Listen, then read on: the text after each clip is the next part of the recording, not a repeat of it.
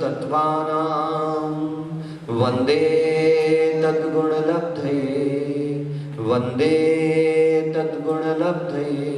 पंच परमेष्टि भगवान की, मूल नायक श्री एक चैतन्य चमत्कारी चिंतामणि पार्श्वनाथ भगवान की, आचार्य भगवंत श्री उमा स्वामी महाराज की, आचार्य गुरुवर श्री पूज्यपाद महाराज की, परम पूज्य चार्य चक्रवर्ती प्रथम आचार्य गुरुवर शांति सागर जी महाराज की, परम पूज्य दीक्षा गुरुवर समाधि सम्राट षष्ठम पट्टाचार्य आचार्य अभिनंदन सागर जी महाराज की, अहिंसा परमो धर्म की, द्वादशांग जिनवाणी माता की।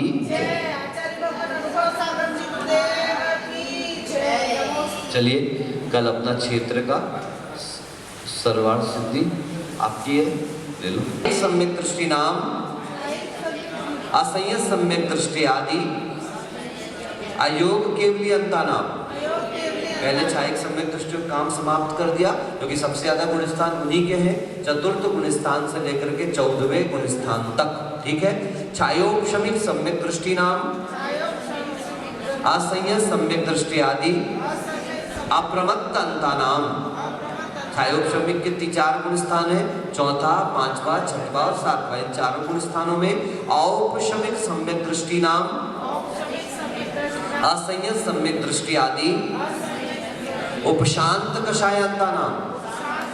ठीक है, औपशमिक सम्यक्त्व के 4 से लेकर 11 तक गुण स्थान है, प्रथमोपशम सम्यक्त्व के 4 से 7 तक और द्वितीयोपशम सम्यक्त्व के 4 से लेकर के 11 तक गुण स्थान है। तो इसे लेकर के पूरा कहां तक हो गया? 11वें गुण स्थान तक। सासाधन सम्यक दृष्टि नाम सम्यक मिथ्या दृष्टि नाम च सामान्योक्तम क्षेत्रम। ठीक है ना, इन सब का कौन सा क्षेत्र लगा लेना? सामान्योक्त क्षेत्र ही लगा लेना। मिथ्या दृष्टियों का तो आपको पता ही है कि मिथ्या दृष्टि कहते साथ सर्वलोकः, कहने की आवश्यकता नहीं है। संगी नाम चक्षुर्दर्शनीवत, संगियों का चक्षु दर्शनियों के समान। असंगी नाम सर्वलोकः, जो कि असंगियों में मिथ्या दृष्टि में असंगियों में एकेंद्रीय भी आ जाएंगे, इस कारण सर्वलोका। तदुभय व्यपदेश रहिता नाम सामान्योक्तम क्षेत्रम। फिर से इसमें सामान्योक्त क्षेत्र कहने से, चूंकि तदुभय व्यपदेश किस कौन कौन 13वें 14वें गुण स्थान में वर्ती जो जीव है उनमें संगी असंगी का भेद नहीं लगता। धवला में बहुत सुंदर शब्द दिया, नो संगी नो असंगी। अब ना तो संगी है और ना असंगी। अब जो संज्ञाएं व्यवहार संज्ञाएं बची है, बाकी अब संज्ञा का कोई वहां पर काम नहीं है। ठीक है ना, तो तदुभय व्यपदेश रहिता नाम सामान्योक्तम क्षेत्रम, यानी सहयोग केवली का आप लगा लीजिएगा, लोक का संख्यात्वा भाग, प्रतर समुद्घातक केवली का लोक का संख्यात बहुभाग और लोक पूर्ण समुद्घातक केवली का सर्वलोक जान लेना चाहिए। और अयोग केवली का तो आप जानते हैं, असंख्यात भाग, मैं असंख्यात बहुभाग बोल रहा हूँ, इसीलिए तो कह रहा हूँ कि बाकी तो सब सामान्य केवली और दंड कपाट तक के, ये तो लोक का संख्यात्वा भाग है। लेकिन प्रतर समुद्घात में क्योंकि पूरा फैल जाता है ना लोक में, इस कारण से अब लोक पूर्ण में सिर्फ वात वलय शेष बसते हैं, तो वात वलय में भी जब फैल जाता है तो क्या हो जाता है? सर्वलोक क्षेत्र हो जाता है। आहारानुवादे आहार का नाम मिथ्या दृष्टि आदि क्षीण कषायांता नाम सामान्योक्तम क्षेत्रम। ठीक है ना, आहारकों में मिथ्या दृष्टि को आदि लेकर 12वें गुण स्थान तक सामान्य क्षेत्र हो गया। वही मिथ्या दृष्टि का आपका लोक का सर्वलोक, बाकी लोक का संख्यात्वा भाग। सहयोग केवली नाम लोकस्य असंख्येय भागः। देखो सहयोग केवली का क्या कह दिया? मात्र लोक का संख्यात्वा भाग कह दिया, क्योंकि बाकी समय वो उसमें क्या हो जाते हैं? अनाहारक हो जाते हैं। इस कारण से लोक का संख्यात बहुभाग अभी सर्वलोक यहाँ पर नहीं लिया। ठीक है, अनाहारकों का लोग अलग बताएंगे, भी सुनना। अनाहारकाणाम मिथ्या दृष्टि, सासाधन सम्यक दृष्टि, असंयत सम्यक दृष्टि, अयोग केवली नाम सामान्योक्तम क्षेत्रम। अब अनाहारकों में मिथ्या दृष्टि को ले लिया, मरण के गुण स्थान जितने जितने हैं उनको पकड़ लेना। एक तो मिथ्या दृष्टि का एक सासाधन सम्यक दृष्टि का, एक असंयत सम्यक दृष्टि का। याद है कि नहीं भाई साहब? मरण के कितने गुण स्थान हैं? हैं? 4 कहाँ से हुए? अरे समुद्घात की अपेक्षा मरण पूछा मैंने, अनाहरक के गुण स्थान नहीं पूछे। प्रश्न सुनो ध्यान से। पहला, दूसरा और चौथा मात्र 3 गुण स्थान मरण के गुण स्थान। अनाहरक का पूछो तो पहला, दूसरा, चौथा और 13वां। ठीक है ना? हाँ, क्या हो गया इसमें? कहते हैं मिथ्या दृष्टि, सासाधन सम्यक दृष्टि, असंयत सम्यक दृष्टि और अयोग केवली, ये भी अनाहरक होते हैं। इनका सामान्य उत्तम क्षेत्रम, मिथ्या दृष्टि का सर्वलोक, बाकी का लोक का संज्ञा। अब संयोग केवली नाम लोकस्य असंख्येय भागाः। देखो असंख्येय भागाः शब्द लगाया, पहले में असंख्येय भागः लिखा था तो वो लोक का संख्यात्वा भाग था, लेकिन भागाः लिखने से क्या हो गया? असंख्यात बहुभाग, बहुवचन प्रयोग किया ना, तो असंख्यात बहुभाग है। यानी प्रतर समुद्घात में भी वो जीव अनाहारक हो जाता है, ये ध्यान रखने योग्य बात है। लेकिन कार्बन का योग सिर्फ लोक पूर्ण समुद्घात, ठीक है। और सर्वलोकोवा, लोक पूर्ण समुद्घात के समय सर्वलोक हो जाएगा संयोग केवली का। और क्षेत्र निर्णयः कृतः, इस प्रकार से क्षेत्र का निर्णय कर लिया गया है। कोई शंका, कोई संदेह? ठीक है। वर्तमान जीव के निवास स्थान को क्षेत्र कहते हैं। संपूर्ण लोक में असंख्यात प्रदेशी वह लोक, कितने प्रदेश है लोक में? जीव में जीव भी कितना है? सिर्फ एक आकाश जो है, आकाशस्यानंताः, एकमात्र आकाश अनंत प्रदेशी है। लेकिन बाकी अपन लोग कैसे है बोलिए? असंख्यात प्रदेशी। धर्म अधर्म, धर्म अधर्म और एक जीव, कौन कौन से? धर्म अधर्म और एक जीव, इनमें कितने प्रदेश है? असंख्यात प्रदेश हैं, ठीक है ना। और आपके उसमें आकाश में कितने हैं? अनंत प्रदेश हैं। काल एक प्रदेशी है और पुद्गल संख्यात असंख्यात अनंत प्रदेशी है, ठीक है ना। इस प्रकार से तत्वासूत्र के 5वें अध्याय में इस प्रकार का वर्णन आपके सामने प्रस्तुत किया है गुरुदेव ने। इस प्रकार से आपका क्षेत्र का निर्णय हुआ। इसलिए सामान्य से मिथ्या दृष्टियों का क्षेत्र कितना बताया, रिवाइज करो एक बार? सर्वलोक, क्योंकि सभी जगह बात बलियों तक सभी जगह एक इंद्रिय जीवों का आवागमन प्रवास निवास है। इसका सूक्ष्म का हो पर है सभी का, इसलिए वह क्या हो गया? क्षेत्र सर्वलोकः। दूसरे गुण स्थान से लेकर के 14 गुण स्थान तक जीव लोक का, कहीं भी रहेंगे वो लोक का असंख्यात्वा भाग कहलाएगा। लेकिन संयोग केवली भगवान जो है वो जब समुद्घात करते हैं तो सामान्य से तो उनका लोक का संख्यात्वा भाग होता है और दंड कपाट में भी लोक का संख्यात्वा भाग होता है। लेकिन जैसे प्रतर समुद्घात करते हैं तो चतुष्कोण रज्जु उनका वो क्षेत्र फैल जाता है। इस कारण से वो कितना हो जाता है? लोक का संख्यात बहुभाग हो जाता है। और लोक पूर्ण समुद्घात में वह सर्वलोक हो जाता है, क्योंकि संपूर्ण बात मलयाओं को भी लेकर के और पूरा पूरा क्षेत्र उनके द्वारा घेर लिया जाता है, उनके आत्म प्रदेशों के द्वारा। इसलिए सर्वलोक, क्योंकि आत्मा में कौन सा गुण पाया जाता है? प्रदेश संहार गुण। क्या? उपसंहार, विसर्पाभ्याम, यानी कि उसमें उपसंहार और संकोच, सॉरी विस्तार और संकोच, ये दोनों गुण उसमें पाए जाते हैं आत्मा में। इस कारण से आत्मा अपने शरीर के आधार पर संकुचित भी होती है और विस्तृत भी होती है। कितना विस्तार हो सकती है? होने को तो अनंत आकाश तक हो सकती है, पर क्यों नहीं हो पा रही? धर्मस्थि काया अभावात्, धर्म अस्थि काय के अभाव के कारण आत्मा के प्रदेश नहीं फैल रहे। नहीं तो अनंत में भी फैल जाए तो कोई बाधा, ठीक है। अब आज से आपका बहुत सुंदर वर्णन चालू होगा। किसका वर्णन करना है अपन को? स्पर्श। जीव यहाँ पर तो है और उसके आत्मा के प्रदेश कहाँ जाकर कहाँ से आ सकते हैं, कितने क्षेत्र को छू करके आ सकते हैं, कितने क्षेत्र को स्पर्शित कर सकते हैं। त्रैकालिक जो है उसको क्या कहा जाता है?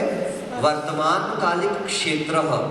और त्रैकालिक, लेकिन त्रैकालिक का अर्थ ऐसा नहीं 20 पर्याय पहले 25 पर्याय बाद में, उसमें भी है तो वर्तमान का ही। जीव जहाँ है अभी वो कहाँ, जैसे 4 कारण उसके आपको भी आगे बताए जाएंगे कि ये स्पर्शन किन कारणों से प्राप्त होता है।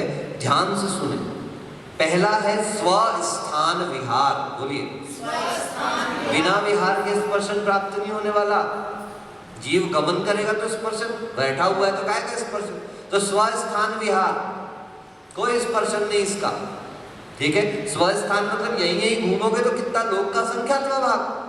आप यहां से अमेरिका भी चले जाओ तो भी स्पर्शन कितना, लोक का संख्यात्व भाग, है ना।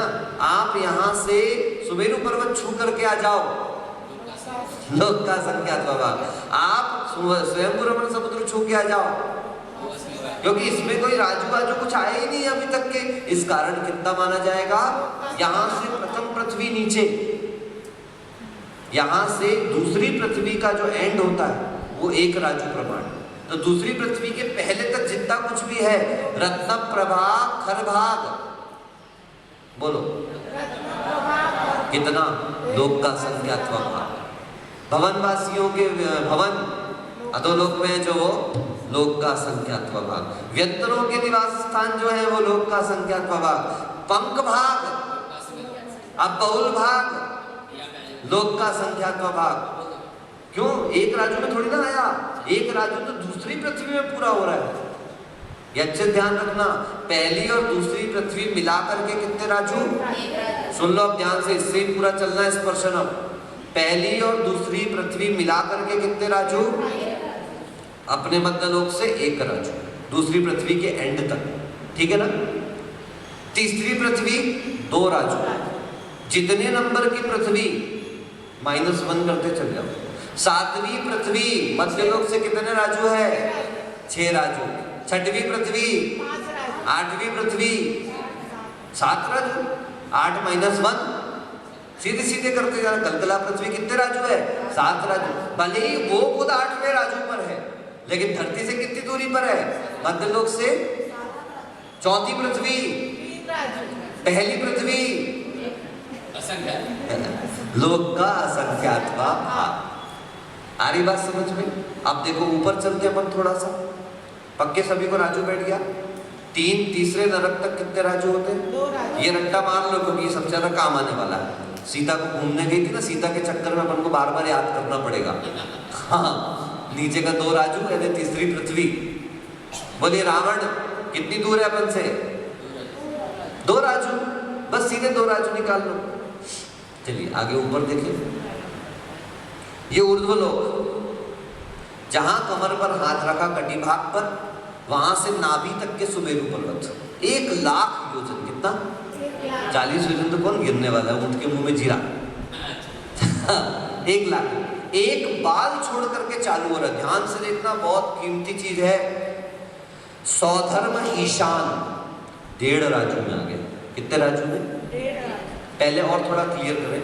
ये जो हाथ अपने ऐसे बने हैं, तो ये सेंटर पॉइंट आ रहा है ऊपर की तरफ। ऊपर टोटल कितने राजू था, 7 राजू। ऊर्ध्वलोक कितने राजू का, 7। तो सेंटर काट दो तो कितना हो गया, 3.5 3.5, पक्का हो गया।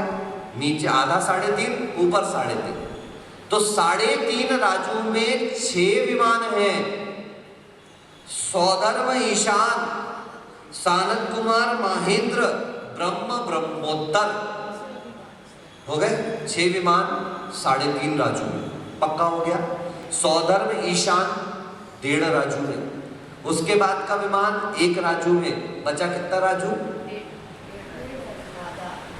आधा राजू तो बचा, एक ही राजू तो 1.5 राजू, 1 राजू, 1 राजू बस, हो तो क्या है पूरा।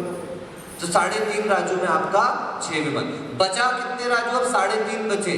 3.5 में और 2.5 मिल लो अपनी तरफ। वैमानिक तो बहुत बदमाश है। वैमानिकों ने क्या किया, ये 2.5 भी ले लिया, 3.5 इधर का और 2.5 इधर का है, 6 राजू हो गया। बचा सिर्फ 1 राजू।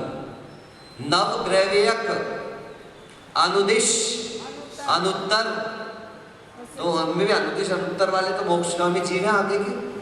उनने बोला रे नवग्रैवेयक तू ही रख, तो सबसे ज्यादा राजू नवग्रैवेयक को मिल गए। 1 राजू में भी आधा राजू से ऊपर में कौन है, नवग्रैवेयक।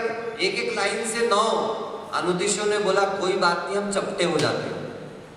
वो एक थाली के ऐसे स्थान पे हो गए। ऐसी अनुत्तर भी हो गए, और बाकी जो शेष स्थान ऊपर बचा वो क्या बन गई आपकी सीधा।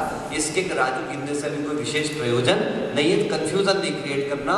मेन ध्यान रखना 16वां स्वर्ग 6 राजू, कितना हो गया 16वां स्वर्ग कितने राजू तक जाएगा, 6 राजू तक चला जाएगा। इतना अपन को मुख्य रूप से ध्यान रखना, ठीक है भाई। अब इससे अपना यहाँ से आधार आपके सामने खड़ा हो गया है, ये अपनी गिनती बना करके चलिएगा कितने राज्यों में कौन कहाँ कहाँ पर किस किस प्रकार से सुव्यवस्थित हो गए। आइए देखते हैं। स्पर्शनम उच्यते, व्यंजनम स्वरम परवर्णम नहीं, स्पर्शनम उच्यते यानी अब ऐसा नहीं कहते स्पर्शन मुच्यते, स्पर्शन को छोड़ देते हैं, है ना उनका श्लोक श्लोक आया बद्धते मुच्यते जीवः, पढ़ लिया किसी ज्ञानी ने, ये सत्य बता रहा हूँ, सत्य घटना बता रहा हूँ। बद्धते मुच्यते जीवो सममो निर्ममः, बद्धते मुच्यते जीवः सममो निर्ममः क्रमात् तस्मात् सर्व प्रयत्नेन निर्ममत्वं विचिन्त्येत्। अब संस्कृत तो पढ़ी नहीं थी, वहां मुच्यते शब्द का तुमने क्या पढ़ डाला भाई साहब ने, छोड़ता है। अब जब आचार्य ने पढ़ाना चालू किया स्पर्शन मुच्यते, उसने सीधे 6 पेज पलटा दिए, तो आचार्य की नजर पड़ गई, किस्मत भी देखो पड़ गई आचार्य की नजर। बोले पेज को पलटा रहे हो, क्षेत्र के नीचे तो स्पर्शन है। गुरुदेव आपने तो कहा कि स्पर्शन मुच्यते, मतलब स्पर्शन को छोड़ दे। तो ये संधियों के जानकारी के अभाव में ऐसे काम होता है। जैसे अपन कातंत्र में नहीं पढ़ा शुरू में, मोदकम देही, रानी के ऊपर राजा पानी डाल रहा था, तो रानी तो संस्कृत की विद्वान थी, वो बोलती मोदकम देही। राजा गए भैया, वो लड्डू वड्डू लेकर के आ गए, लड्डू मारने लगे। रानी बोलती पागल हो गए, लड्डू मार रहे हो? तो बोले तूने तो अभी कहा मैं मार रहा हूँ, तो तुझे बुरा लग रहा है, तूने तो कहा मोदकम देही मोदकम देही। तो रानी सिर ठोक लेती, इतनी सी भी संधि नहीं आती। अरे मैंने ये थोड़ी कहा मोदकम देही, माँ उदकम देही, पानी मत मार मुझे पानी मत दे, मुझे पानी मत मार। तो इसकी संधि क्या हो गई, वर्णे हो माँ उदकम देही मोदकम देही। तुम लड्डू मारने लगे। राजा को इतना ग्लानि हुई, उसके लिए फिर एक कातंत्र व्याकरण की रचना अपने सामने हुई। कुईशत तंत्रम कातंत्रम, यानी लघु रूप में जहां पर व्याकरण की चर्चा चलेगी, ज्यादा विशाल नहीं रखा है, सरल सरल सूत्रों से सरल सरल व्याख्याएं वगैरह करके और सामने प्रस्तुत करके उसको कहते हैं कातंत्र। ठीक है ना, इस प्रकार का यह कातंत्र है। चलिए आगे देखें अपन। तद्विधम, ये देखो तत् द्विविधम था, तो तद हो गया, इससे वर्ग प्रथमा पदांत सर्वोष्वत्सु तृतीया सामान्येन विशेषेण च,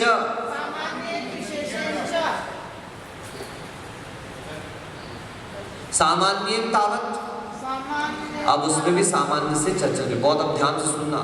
मिथ्या दृष्टिभिः सर्वलोकः स्पृष्टः, देखो मिथ्या दृष्टि का जन्म कहीं भी हो सकता है, इस कारण मिथ्या दृष्टि ने सर्वलोक को छुआ हुआ है। ठीक है ना, नीचे वाला मिथ्या दृष्टि ऊपर जन्म ले सकता है। एक इंद्रिय अधिक कोई हो, मान लो नीचे है, निगोद में है, उसने उधर सिद्धालय में जन्म ले लिया निगोद में, तो कोई समस्या नहीं है ना, तो इसलिए उसका स्पर्शन क्या हो जाएगा, सर्वलोक। से सामान्य से मिथ्या दृष्टि, अभी जब आपस में मार्गणा लगाएंगे तब बताएंगे कौन से मिथ्या दृष्टि का कितना है, पंचेंद्रिय मिथ्या दृष्टि का कितना है, विकलेंद्रियों का कितना है आदि, वो अलग बताएंगे। अभी सामान्य मिथ्या दृष्टि का क्या कह दिया, सर्वलोक। याद रखो, सामान्य का विशेष रूप से याद रखना, क्या विशेष को सामान्य से पढ़ना और सामान्य का विशेष रूप से, क्योंकि जब भी कुछ भी चर्चा चलेगी तो बाद में क्या देंगे, सामान्य उत्तम स्पर्शन, तब फिर आ जाओ सामान्य पकड़। इसलिए याद रखो, मिथ्या दृष्टि भी सर्वलोक स्पृष्ट, यानी मिथ्या दृष्टियों के द्वारा सर्वलोक छुआ गया है।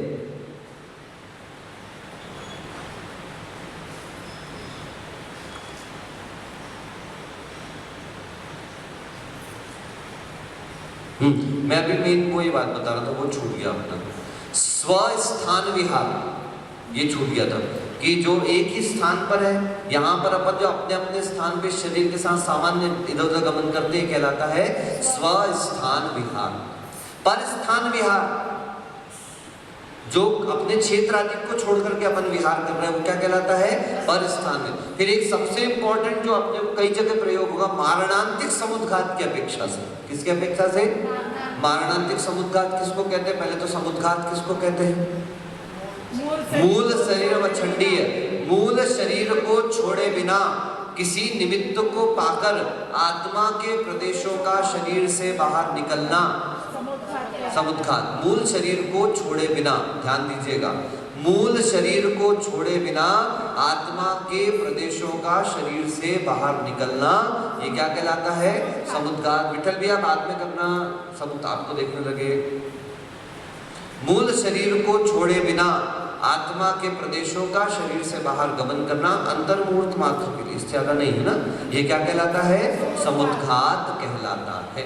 कई प्रकार के समुद्घात अपन ने देखे हैं, कषाय समुद्घात, वेदना समुद्घात, मारणांतिक समुद्घात और तेजस समुद्घात, आहारक समुद्घात, और कौन सा रहे? केवली समुद्घात, एक रह गया कोई और बोल दिया, वैक्रियक समुद्घात। इस प्रकार से 7 प्रकार के समुद्घात होते हैं, ठीक है ना। इसमें से अभी अपन को कौन सा समुद्घात देखना? मारणांतिक। मरण के समय के अंतर मुहूर्त पूर्व, मरण के समय के अंतर मुहूर्त पूर्व आत्मा के प्रदेश उस स्थान को स्पर्श करके आते हैं। क्या? मरण के अंतर मुहूर्त पूर्व आत्मा के प्रदेश उस स्थान को स्पर्श करके आते हैं, इस समुद्घात को मारणांतिक समुद्घात कहते हैं।